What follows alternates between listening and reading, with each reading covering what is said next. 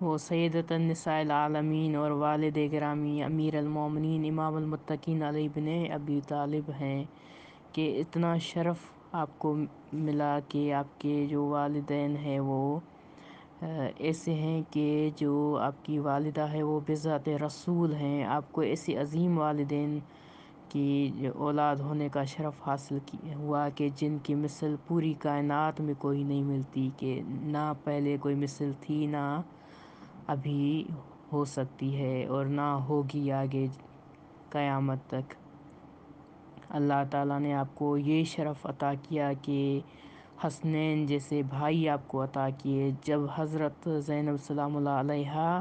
اس دنیا میں تشریف لائیں تو حضرت فاطمہ زہرا سلام اللہ علیہا انہیں حضرت علی بن ابی طالب علیہ السلام کے پاس لے کر آئیں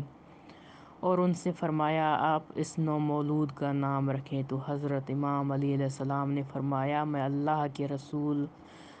صلی اللہ علیہ وآلہ وسلم سے پہلے اس کا نام نہیں رکھ سکتا. اور پھر جب حضرت صلی اللہ علیہ وآلہ وسلم کے پاس تشریف لائے تو انہوں نے فرمایا میں اللہ تعالیٰ سے پہلے اس نامولود جو ہے بچی جو ہے ان کا نام نہیں رکھ سکتا، کیونکہ پھر اس کے بعد حضرت جبرائیل نازل ہوئے اور نبی کو جو ہے نبی پر سلام بھیجنے کے بعد فرمایا کہ اس جو ہے نومولود بچی کا نام زینب رکھو. اللہ نے اس کا جو ہے نام یہی منتخب کیا ہے. پھر اس کے بعد جبرائیل نے نبی کو